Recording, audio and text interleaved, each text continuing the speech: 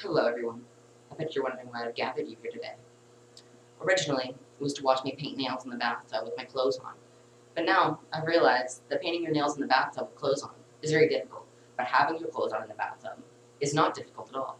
In fact, you can sit in the bathtub with clothes on, and eventually, it becomes comfortable. Eventually, you start having a great time. And I started wondering, what else am I doing in my life wrong that I could be enjoying if I just kept to it a little bit longer? And I'm thinking, right now, this is a very hot topic in my life. I love school. I love being in the field that I've decided to be in and decided several years ago that I would love to be in. I'm very passionate about this field, but I have no idea what I'm doing. And every day I wake up and I think, I hate writing essays. I hate reading. I hate writing. I hate doing tests. I hate going in. I hate talking about things. I hate talking about issues, feelings, emotions, causes, deaths, all of it. All of it is so hard to talk about, even when it should be easy. But you know what? I think I just have to keep doing it. I think I just have to keep trying. I have to keep putting myself at it. Because you know what? I will start to enjoy it. And I've enjoyed things in the past with as much passion that I just didn't know I was going to enjoy. Like when I was a kid, I went to the library once. And I saw this book with a bunch of cats on it. And I thought, that looks dope. So what I did was, I went to the library. Well, I was already at the library, so I stayed at the library. And what I did was I opened that cat book, and inside, I saw cats killing each other. I didn't see it with my eyes, but I saw it with words. And words are enough to hurt you. And I was very scared, but also very intrigued, especially as soon as they started bringing up prophecies.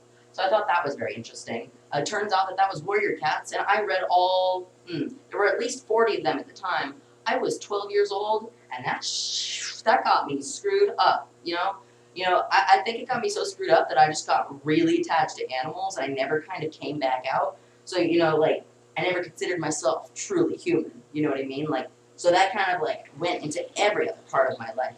It went into school, it went into my home life, it went into everything. There's a part of me that's always an animal and isn't quite human.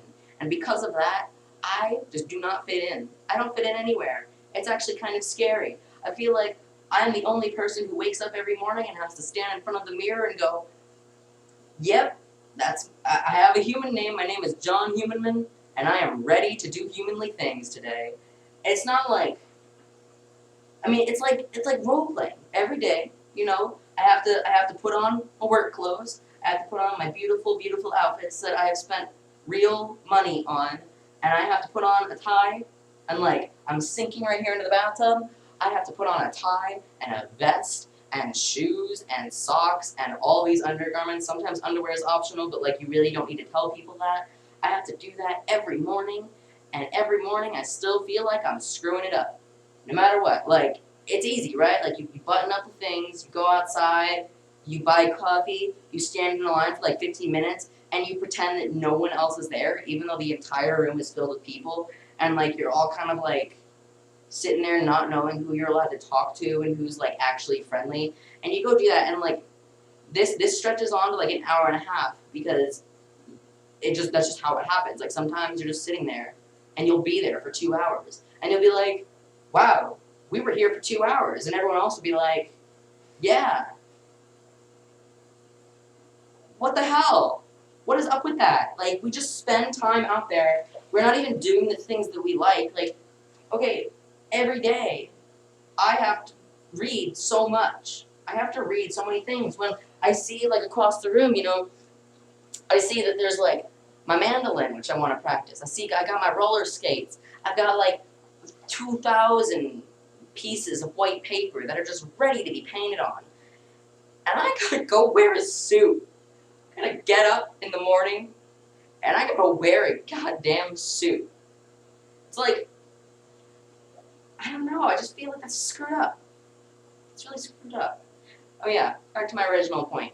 There are so many things in my life that I think I would enjoy more if I just let myself enjoy them, instead of acting like it was this big riddle.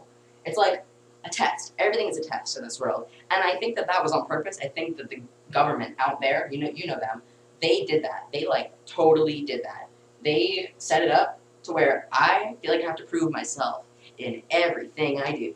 Every day, I've got to prove myself. I've got to prove myself by wearing nice clothes. I've got to prove myself by not sitting in the bathtub with those clothes. I've got to prove myself by not painting my nails because I'm a man, even though I wasn't even born one, and it's my choice anyway. And like, I'm here to be a double agent in every other aspect of my life, so why not this one too, right? So I have to like get up. I have to eat foods that I don't even like because like they're cheap, and that sucks. And like, I have to go out there, and I don't even remember. I'm just so yeah. Okay, so that's where it originates. It originates from school. Every day I have to be tested.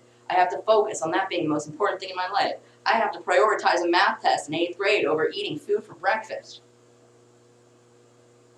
I used to go to school in the morning at 3 a.m. I was friends with like all the custodians that worked there because they'd see me, this like 16-year-old kid always coming to school doing his homework in the middle of the parking lot because he was stressing out. He brought his textbooks. I kept like an entire cabinet of books in my car because I would just sit there and go through them because I was so worried that I was going to fail a test and immediately explode.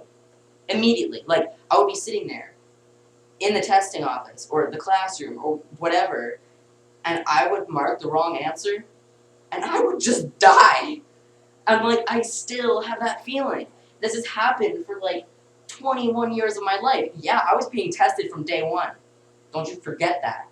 Don't you forget that first test. You know what I'm talking about.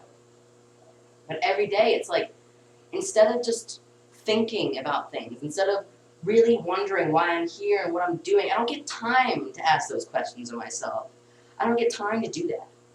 I have to sit there and I have to go through test after test after test. And then even once the paper tests are done, there's more tests.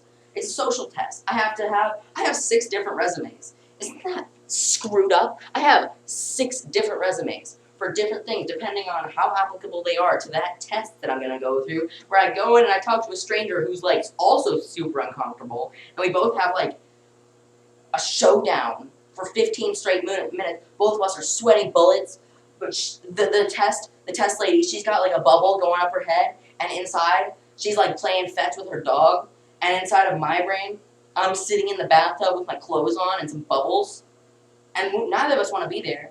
We know that we could be home. We could be doing that stuff, but we gotta do all this. It's messed up. I hate it. I hate it. You know what gives me joy? You know what?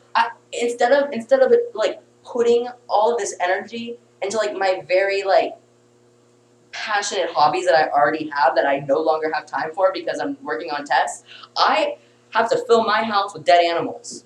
Hold on. I have to fill my house with beautiful dead animals, and I have to name them. See, because you can't just have dead animals in your house sitting there, watching people, looking at things, observing every part of your life without naming them. This guy's name is Delta. He watches me while I sleep, and it's not weird. In fact, I'm going to cancel that because Delta decided that that might be a little bit appropriate and that our personal lives are better discussed at home and in therapy.